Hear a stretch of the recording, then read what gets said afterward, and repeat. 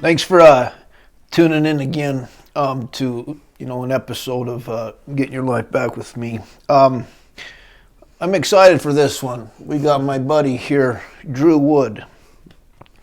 Drew's by far the youngest person I've had on my channel, and I own a pest control business is my vocation. And last year I got a call from Drew's aunt or Drew's grandma, who he lives with, saying that they had a bug issue. And initially she probably thought the reason I was over there was for bugs, but I learned there was a lot deeper reason there. If you talk with me very long, we'll probably end up talking about God at some point.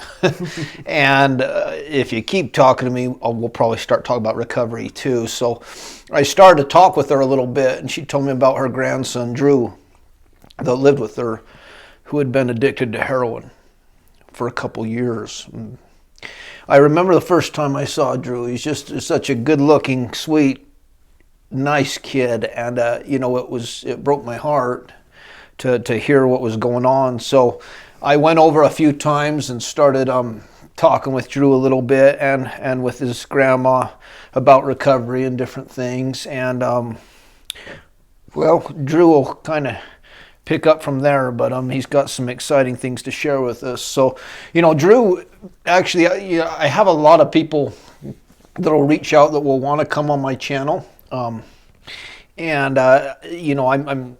I leave it up to God, basically, with who does. But Drew had reached out earlier this week, and I just felt it instantly. I felt the Spirit instantly that Drew should come on. But Drew, you're 17 years old. Why would you want to come on here and talk about this? Just to inspire people.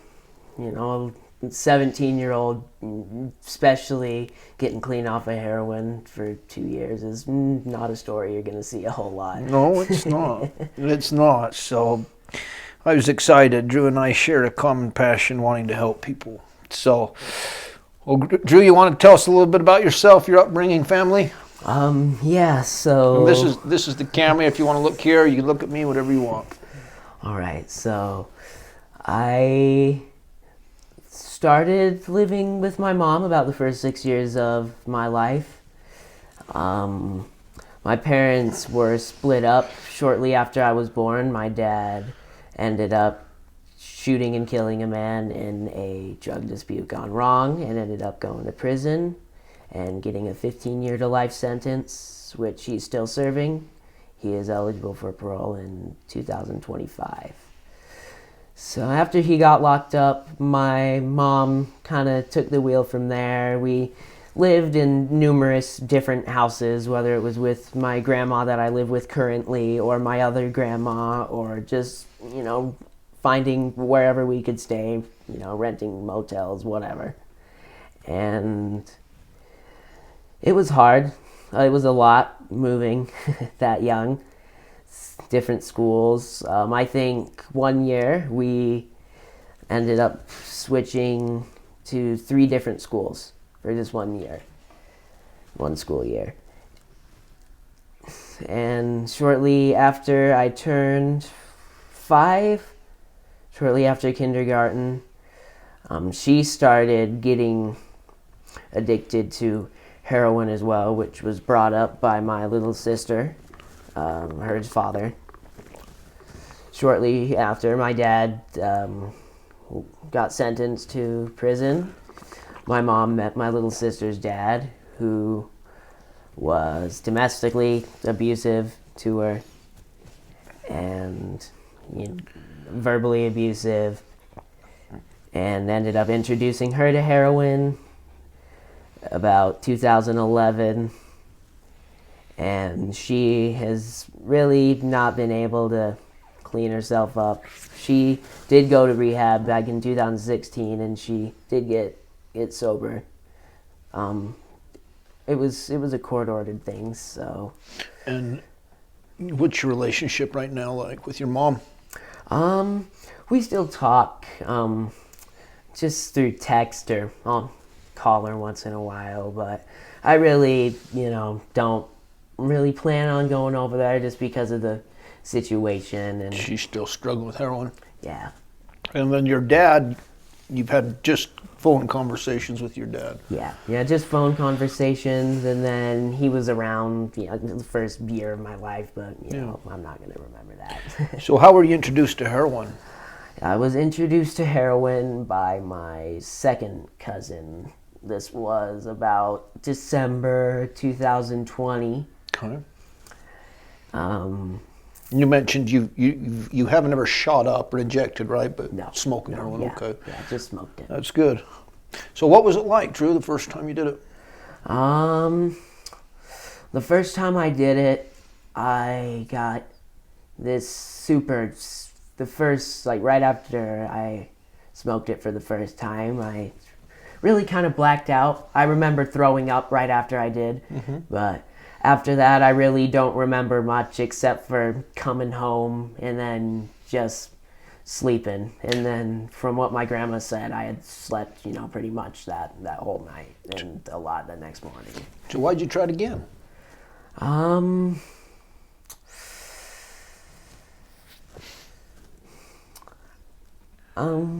would say just to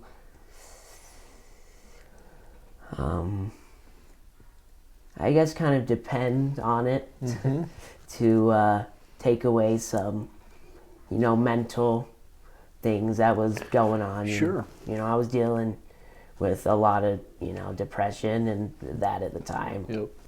What's interesting with addicts, those people that struggle primarily with depression, they typically gravitate to alcohol and opiates and benzos as depressants. And those drugs typically act like a stimulant. Did it give you energy?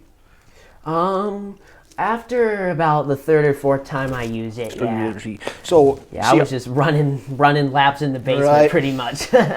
So for me, I'm more anxiety prone. And so you give me one of those, I get a stomach ache and don't like it. But if you give me a stimulant like Adderall or crystal meth, I'm off the wall that way. But it would make sense with everything you've been through, the sadness that was there. What did heroin do to that sadness? It temporarily, and I say this with very heavily, temporarily, it temporarily brought it away, and it felt good for the first, I'd say probably month and a half, 2 months. So the first 2 months, how often were you doing it? It started off as a few times a week, and then, a couple times a week, and then, every 5 days, and then it progressed to, it was, I think, 6 days a week at one point. So you said for the first 2 months it worked fairly well. Then what happened? After that, it was just more of, not getting sick. My first time, not doing it, I was, super sick. It was like the worst flu of my life. So you experienced being dope sick. And that's really what had brought me back to it for the past, about 8 to 10 months after that. I think that's fairly common. A lot of people don't realize that, specifically with heroin and any opiate and alcohol to a lesser extent. But a lot of time we continue to delve in there is because we get sick, right? So you've got a physical dependence to it, which manifests in feeling sick and flu-like symptoms. And you've also got an emotional dependence too, right? Because at the moment you kick in and that kicks in, you probably don't feel anything. Yeah. It just takes that away for a little bit. So you're getting into this, you're feeling sick. Did your aunt know when you started? Or did your mom? Or your grandma? Did she know you were starting to mess with heroin? Not for the first, I would say probably 6 months. How'd she find out? She had found I think it was one of the little silicone containers you use for dad, because that's how I did it, was just out of the nectar collector. Sure. So I think she had found one of those that's full with heroin, and then had kind of gotten an idea from there. And then I had, of course, denied it. Well, didn't deny it, but was like, oh, yeah, I messed up. It was just, this Sure. one and only time, Oh, and of I course. wasn't gonna do it again, and You blah didn't blah. want to hurt her. Yeah. And I'd say about a week after that is when I probably started picking up using again. How do you think your use affected her?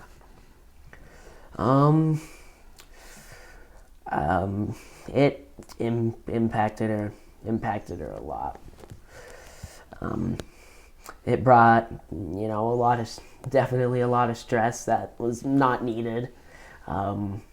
She's basically like mom to you, isn't she? Yeah, she's been, mother figure since as long as I could remember. She's wonderful.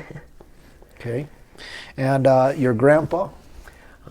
Grandpa has been in the picture as much as he could. Him owning a tree business definitely did tamper on things, with long hours and long work weeks and constant running around. Okay. So when did you start to think maybe this is a problem, Drew? When did it start to? I would say about July 2022. Okay. So when it really started. So last year. Yeah. So you were 15 when you started, right? 15. So I had went about a year and a half. What made you start to feel like this was a problem? Just seeing the way it had impacted the family. I mean, Stacy knew what was going on. She didn't see it, she didn't physically see it, but Yeah. She had gotten an idea just based on mood changes and grades dropping and all of that towards the end of my school year. Okay. That was right around the time I came into the picture. Mm-hmm. Yeah. What was your thought when Stacy said the bug guy's going to come talk to you about drugs? She had mentioned that you were that you had liked to help people with addiction, and me still currently using. That was about the time, that I had realized I had an issue. So I was completely open to it. I was open to really any opinion anybody had at that point as far as me getting clean. That's pretty rare for a 16-year-old to be that way. Yeah, I just mainly saw how it was impacting not only, my grandma Stacy, but just the family as a whole. Yeah, just make you want to change. I remember we came and we talked to Drew, me and my friend Matthew, and spent a couple hours and talked to his grandma too. And man, I became pretty connected to Drew, and seeing a 17-year-old struggling, 16 at the time, struggling with heroin addiction is not a light thing. I know a lot of people, a lot of close friends that have died from heroin addiction. So I started working with Drew's grandma Stacy, and we started coming up with a place to go, a residential treatment for kids. You went to, it's called youth care? Yeah. Okay, and you were there in residential for 6 weeks. So residential is when you live there. Yeah, residential is like 24-hour stay. Our particular schedule, we got up at about 7:15 in the morning, had breakfast, hung out, got ready, ready for the day. Went to the school part of a classroom because this was a big building, so they had a little living area and then a door with an inner lock on it, with an interlocking system. So you had to use a badge or a certain key and turn it this way and that way to be able to open it. Okay. So all of them were separated Okay. by these big walls. Okay. So the living area was here, and the kitchen and all of that, and you had a little door that you walked through, and there was about 4 rooms on each side, boys' side, girls' side. And then you went through the door. They had a couple therapist office right there, and then you would take a right and then go walk down a hallway straight into a little classroom building that maybe had 15 desks. So a lot of classes. Was it co-ed or just no? Yeah. Just co-ed. Okay. And were you in classes all day, or what did you do? Yeah, we just did regular like high school classes, 4 periods a day. Each were about an hour and a half. Okay. Was it strict? Um, Did they have rules? the rules were pretty strict. Yeah, no cell phone whatsoever. I wish you I had could. to be- I wish I could live in a world with no cell phone. Right. Okay, you had to what? We had to take drug tests every so often. Just like whenever we would see parents and stuff, they did do visitation every 8 weeks, I think. Was it hard being there? The process, as far as living, it was for the first week, but then it's kind of, just something you got used to, and I started getting more, familiar with the program and more easygoing, but it was tempting the first week. I mean, being right next to my house, essentially, just about a 15-minute walk. You gonna make a run for it? If they wouldn't have caught me by the front gate, yeah, I would have been gone, because it was a forest right across the other side of the freeway. So if I would have made it across the other side of the freeway, I would have been gone. You'd have been gone. Huh? Well, I'm glad that you didn't. So you're there for 6 weeks, and then you went to day treatment for 3 months. Day treatment for 3 weeks. Oh, 3 weeks. Okay, and that's just what's day treatment? Essentially just like day therapy, where you're there from. Our schedule was 8 to 5:30, so you just did like therapy and like groups and stuff, and just talked about, for me specifically being a drug addict, because a lot of the people at this certain facility weren't there for more. We were there for more suicide, Mental health, and mental health issues, not so much drug addiction. Okay. Well, what did you learn there? They did this series of therapy called CBT. Cognitive behavioral therapy. Yeah, cognitive behavioral therapy, and DBT as well. Okay. There's a lot of talk therapy, a lot of processing. Yeah. That's what I did. Now we have all these expedited different methodologies of therapy, which are good, but brother, I'm in the opinion that the longest lasting is just getting in there and I did 8-9 years of intense talk therapy, but it was really good for me. You glad you went? Yeah, I would say. There were some parts that were kind of, bumpy. I know those places do people do have their own different opinions about them, for sure. No, I think the most important thing is you've been clean for a while now, right? Yeah. So yeah, that's more what I've been. we like rehab at first, and then none of us like it long term. So no rehab romances there.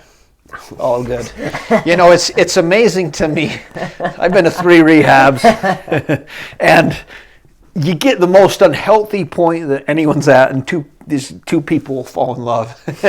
They'll just think it's just the most wonderful thing ever. Well, it's trauma bonding at its core. For me, I do not like the idea of co-ed rehabs and centers. I think I'm very glad you were able to do it, but I think I'm kind of on that same boat. Yeah, they're really not too good, too good of a place. There's other emotions that are hard to deal with when we're healing. So. Yeah. Well, good. So you got out. You moved back in with your grandpa and grandma? Yeah, and just moved straight back in from grandma and grandpa. Okay. And you were clean the rest of the way? Clean for about a month and a half after that. Relapsed about late November, right before Thanksgiving. Why do you think you relapsed? This time was more just hanging out with the wrong crowd again. Fallen into, people that I shouldn't have been. Those guys, they're using heroin? They weren't directly using it themselves, but they could, get it into like that. Okay. And I was going through just some mental, depression again at the time. The holidays probably played into that? Yeah. Having mom that's struggling and you don't have much relationship, and dad you have had much. And is heroin hard to get for a 16-year-old kid? Um, Doesn't sound like it. not if you're pretty dedicated Yeah. to go out and look for it. I mean, if you were to go to downtown Salt Lake City, let's say, I'm sure you would find some within the hour. You go in the block, the homeless place. It's where a lot of people go to get drugs. Yeah. Dangerous. You know, when I grew up in Fillmore, and only one time did I remember heroin coming into town that I knew of. I'm sure it did a little bit more, but it's crazy to me that that drug is so available now. Oh yeah. And now they mix it with another opiate called we just talked about fentanyl, which makes it way more dangerous. And a lot of people think they're just getting heroin or other drugs when in fact they lace it with fentanyl, and I think it's the number one killer right now. Oh yeah. So you think someone's been looking out for you? Yeah. I think the Lord. Yeah. I'm sure wouldn't be, sitting in this spot right now if he didn't play some part in it.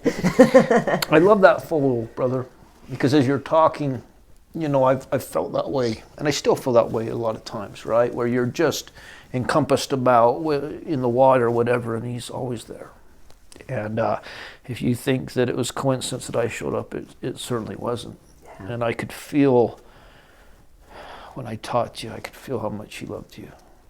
I could just feel it so strong. And I also felt like you would be okay. I just had a feeling. So you had a little stumble. How long did this last? You did around Thanksgiving. About a week and a half, maybe 2 weeks. Why'd you stop? I was just worried that I was gonna fall into the same spot again that I did before going into the residential. Was it hard to stop? Mentally, yeah. Physically, didn't have much withdrawals. Just a headache for a few days, and just a little tired. Okay. But nothing too drastic. But I did it more for me wanting to change and not me wanting to be in that spot again. Well, that's kind of the key, right? Because, before the shift and the change was for everyone else, right? Mm-hmm. For grandma, for grandpa, for whoever. Then it shifted to you, and then something changed. People would always tell me that. You've got to do it for yourself. And I hated that because I'm like, I hate myself. That's the reason I'm doing this. Yeah. And I'm going to do it for my kids, right? I'm going to do it for my kids because I love my kids, and it never would work. It never would work. And I started to realize that I want to be happy. And I'm doing it for me. And by doing it for me, I'm doing it for them because then I can show up for them and everyone else, right? And as we start to pull back those layers and we start to gain some self-love and feel like, hey, I deserve to be happy, that becomes pretty powerful. Did you feel some of that? Yeah. Starting to like Drew? Yeah. Drew's a pretty likable guy. I couldn't imagine anyone not liking you. So, you've been clean almost 4 months now.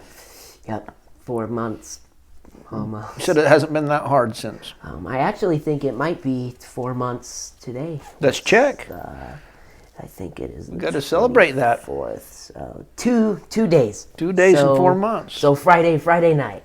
I love it, Drew. I love it, brother. Drew and I talked a bit when I first met with him. I said a lot of stuff, but I told him I don't know many 40-year-olds that 40-year-old heroin addicts. Not many. It tends to take them. And the ones I knew, they were, dead by 50. So we talked a little bit about your grandpa, and you mentioned you'd want to talk a little about what's going on with your grandpa. He was a addict for about 7-8 years, and was able to get into this program. It's called Ibogaine. It is a psychedelic tree root from southern Africa, and it apparently, I guess, works like Ibogaine therapy. So he was down in Mexico, and it is kind of a process, getting clean off of heroin and doing the Ibogaine. So the process is you get there, you detox, of course. They're constantly pumping your body with vitamins and saline and all of that, just to keep you hydrated and all that. And then they watch you for a few days while you do that. They have a whole medical team around you while you go through the withdrawals, and they do put you on morphine to wean you off of the heroin, so it's not so bad. Well, that's awesome, man. I had talked to Drew when I first was challenging him a little bit, and I said, you'll heal your family. I've seen it every time. It's hard for Grandpa when he has his sweet little grandson who's starting to heal, right? And I think your family's healing is just starting. But eventually I'll do an episode on the benefits of psychedelics and hallucinogenics in terms of addiction. And while I don't think it's an end-all, I think it can be a powerful catalyst to help us discover what the root is that we need to work on. Yeah. And they have a bit of a power to kind of delay that addictive urge for a little bit, and they allow us to kind of process our stuff. So I'm very optimistic about that, bud. I'm excited about it. So what's your passions now that you're not clouded in heroin? I really do want to start getting into the tree cutting business. With Grandpa? Yeah, I've always found that interesting, something that I had wanted to do. Yeah. And music as well. Singing, music is, I wouldn't say really has been a part of my whole life. I mean, it has been, but specifically the metal genre started setting in about 6 years ago. When the fad came with the young kids wearing bands, Drew wore them before anyone, Iron Maiden, and he still wears them. Yep. He like 80s metal, right? Is your favorite? Yep. Absolute favorite. Awesome. Well, you look the part and dress the part. Drew's not a poser.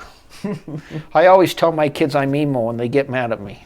They're like, "You're not emo." I'm like, "Yeah." I talked to some guys, and I asked what they believe, and they said they hate everything, and I hate everything. So, there's a joy I get in teasing my children that I haven't been able to replicate in any other way.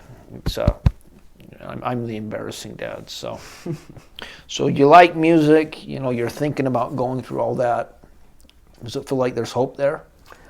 Yeah. I do have a good group of people, at least in the music industry, that'll help me if I were to take off. I really haven't made too much of an effort, just as far as the past few months, getting clean, just right. Doing so much. But I do plan on starting back up this summer. Good. Looking forward to it. Excited for that. What's your plan that you're going to put in place to help you stay clean? Keep myself around positive people, positive influences, and keep myself busy. Not really give myself a whole lot of time to get isolated and start thinking about, Call that stinking thinking. Yeah. For guys like us, having a plan and planning out our day is vital. Otherwise, my brain starts to think about everything too. Yeah. Well, good, buddy. Well, as I do this, I work a lot with younger people, but I look at the people who watch my stuff, and there's a fraction that's of the younger generation. And I wanted to, because addiction in general is so devastating among that age. And, my hope is that Drew will help bridge that gap a little bit. We can get this message out to more people. Say, hey, there's hope. There's hope with heroin addiction. There's hope with all these different things. What would you say to the kid that's young, that's thinking about messing with heroin, or the kid that's caught up in it? if you are thinking about trying it, don't. It might seem fun for the first little bit, but then, you get sick and then you become a slave. Essentially is what it really comes down to is you're a slave. I couldn't do anything. I couldn't travel. I couldn't, do family things for more than a few hours. I guess I could have driven and taken that risk, but I didn't. What about the kid that's caught up in it and thinks he can't get out? It's tough. It's long. It certainly was long for me. But just keep doing the best you can. Oh, I'm happy to have one of my heroes on here, Drew. For you guys that are struggling, I'm getting ready to do a big series of lectures on addiction, and like Drew, I think May 19th I hit 4 years clean. Nice. And man, I never would have thought that would have been possible. But the real beauty of actual recovery is you don't want to use. I know a lot of people that are sober, but they're miserable because they haven't worked on the stuff, right? The underlying stuff that's the real problem. The drugs or whatever is just the solution that way. But it sounds like Drew has started to process and work on that stuff a lot. So. And it might take a minute, but it'll eventually come. You just gotta wait it out. Yes, you do. It's always worth it to heal. If this is the first time you've seen my channel, you've definitely picked a good one. This is actually my 25th episode. Oh wow! Yeah, I was gonna do something else, but this was a perfect way to do that. It's crazy to me what this thing has started to turn into. But in the end, I just want to help people. All my content is free. You can subscribe to my channel, Getting Your Life Back with Kay Cooper on YouTube without a G. I stream it to Spotify, Amazon, and Apple Podcasts as well. If you're really cheating yourself if you don't get a look at how beautiful Drew is. But if you don't want to look at me with my way too tight skinny jeans and my pretentious style, I understand. You can watch this on audio as well. But hey, if you're struggling, if you know someone that's struggling, share this with them. And we don't just deal with addiction. We cover all different types of trauma. And what I like to do is bring on people like Drew that have overcame the odds, and including myself, and share the ways in which they've healed. And we all heal differently. And if anything, my eyes have been opened and expanded to ways that you can heal, where I think before I was just kind of a narrow way. This is this, and a one-size-fits-all. So, but I hope you find it. For you guys that are struggling with addiction, reach out. I'm sure that Drew would be happy to talk with people too. You can message me. I'm going to link Drew's social media accounts to this as well. And then, let's just keep going, fight this battle. We'll get better, and then we'll help other people get better as well. So, well, Drew, thanks for coming on. Anything you want to say in closing? It was an honor, and thank you very much. I appreciate you. Oh, I appreciate that, brother. The honor is mine. So, thanks everyone for tuning in, and let's get our life back.